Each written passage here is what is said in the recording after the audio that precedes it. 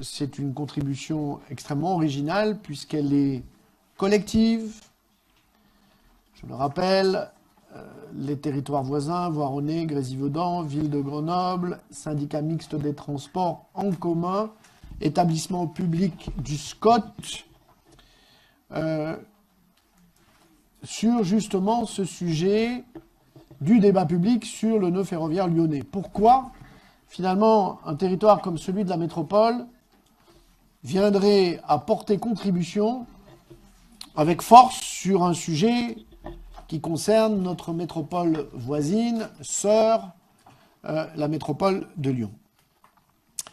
Nous savons que la desserte ferroviaire de l'aire métropolitaine grenobloise ne répond plus aux enjeux d'attractivité de notre territoire et aux besoins des usagers, qui souffrent aujourd'hui d'une réelle insuffisance de l'offre ferroviaire et d'une qualité de service dégradée, caractérisée notamment par un manque, et le mot est faible, de fiabilité qui pèse sur le quotidien des usagers, et notamment sur la ligne Grenoble-Lyon, première ligne ferroviaire de la région Auvergne-Rhône-Alpes, première ligne en termes du nombre de voyageurs, et qui est qualifiée de malade depuis 2011 par Guillaume Pépi, président du directoire de la SNCF, et dont la maladie n'a pas du tout, ne s'est pas améliorée, mais au contraire, s'est même dégradée.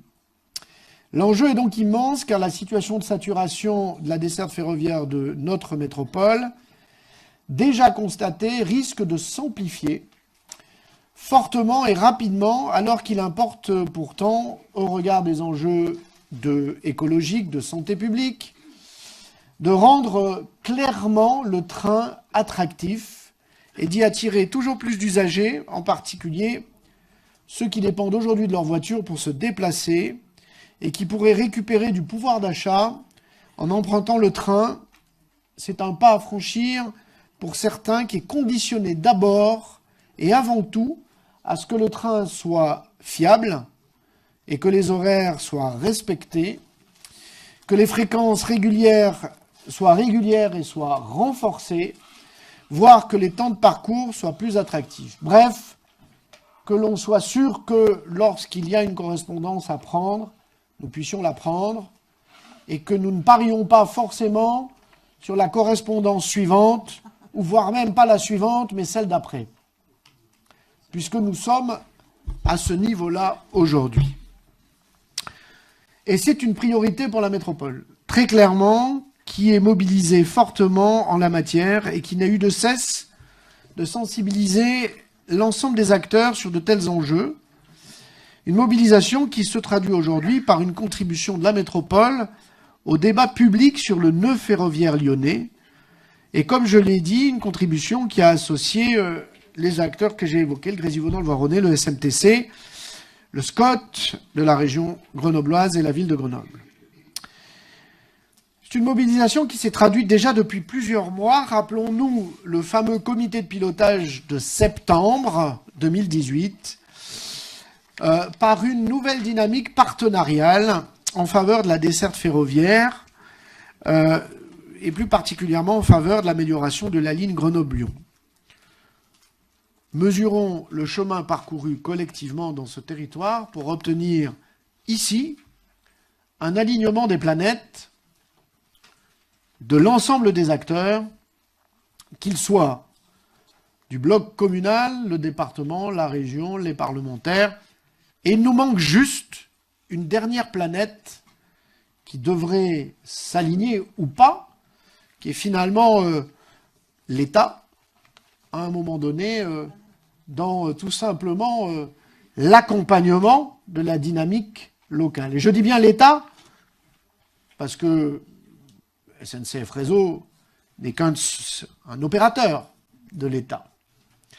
Et c'est bien l'État qu'il faut donc aligner, ou en tout cas tenter d'aligner, sur notre dynamique. Chacun l'écrira comme il le souhaitera. Dans ce contexte, la métropole a largement sensibilisé son homologue lyonnaise, et nous continuerons à le faire d'ailleurs, puisque nous avons quelques petits sujets encore à discuter avec la métropole de Lyon. tout comme la Commission nationale du débat public. Il faut noter, même si cela n'est pas évident de prime abord, de noter que les nœuds ferroviaires lyonnais et grenoblois sont fortement et profondément interdépendants et que toute dégradation ou amélioration sur l'un des nœuds ferroviaires se traduit par des effets réciproques sur l'autre nœud ferroviaire. Quelques chiffres simples. Les analyses de la SNCF affirment que 63% des trains en circulation sur la section entre Lyon et Vénissieux sont à destination ou à provenance de l'étoile ferroviaire grenobloise. 63%. 61% des incidents de circulation en provenance ou à destination de l'étoile ferroviaire grenobloise sont dus à la section entre Lyon et Vénissieux. 61%. Et 40% des trains dont l'origine est la gare de Lyon-Pardieu ne sont pas à l'heure en gare de Grenoble. Vous voyez, les chiffres ne sont pas tout simplement à côté, mais ça vous montre tout simplement l'interdépendance. C'est pour cela que si les opérations actuellement prévues dans le projet d'aménagement du NFL auront des répercussions positives sur la desserte ferroviaire de l'aire métropolitaine grenobloise, elles demeurent incomplètes, insuffisantes pour améliorer la régularité des trains, comme la capacité à renforcer l'offre en faveur des voyageurs. Il s'agit d'enjeux incontournables, a fortiori dans la perspective de la mise en place à moyen terme d'un RER métropolitain.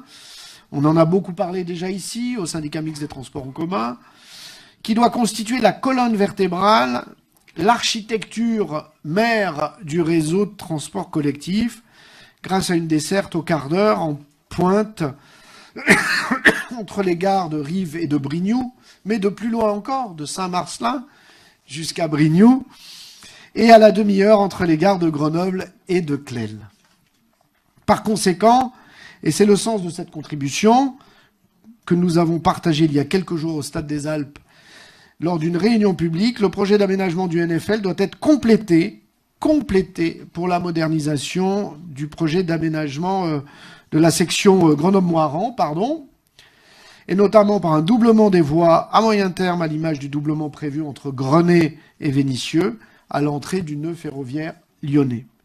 Les emprises nécessaires pour un tel doublement de la section Grenoble-Moiran ont d'ailleurs été préservées dans le cadre du projet du plan local d'urbanisme intercommunal, comme d'ailleurs elles le sont chez nos collègues du Voironnais, notamment sur la commune de Vorep. Donc nous sommes prêts. Dans l'attente, à court terme, il s'agit d'améliorer sur cette section les dispositifs d'exploitation, d'aménager des passages à niveau et de renforcer les capacités d'accueil des trains en gare de Grenoble. Voilà les contributions, mais nous avons besoin encore une fois de renforcer, de nous faire entendre. C'est bien cela. C'est pour ça que nous avons tous convergé collectivement. Ce n'est pas parce que le département ne signe pas d'ailleurs cette contribution que nous ne sommes pas alignés sur de nombreux sujets en la matière. Le département a se poser une question naturelle qui est la desserte ferroviaire sur l'ensemble de son territoire départemental et pas simplement sur le territoire de la métropole grenobloise. Donc nous sommes convergents sur nos sujets et nous l'avons vu d'ailleurs à l'occasion du débat public avec Jean-Claude Perrin, Yann Mongaburu et moi-même, tout simplement pour porter la voix des collectivités. Tous ces aménagements seront bénéfiques pour la desserte des aires métropolitaines grenobloises et lyonnaises, bien sûr, mais aussi toutes celles du sillon alpin, du sillon alpin de Chambéry jusqu'à Genève, jusqu'à Valence, bien évidemment. Donc voilà l'enjeu. Ce que je vous propose, c'est que nous puissions tout simplement mettre la pression nécessaire, et c'est compliqué de mettre la pression pour un alignement de planète. L'énergie est quand même forte, mais néanmoins, il n'y a pas de petite énergie, en tout cas à négliger.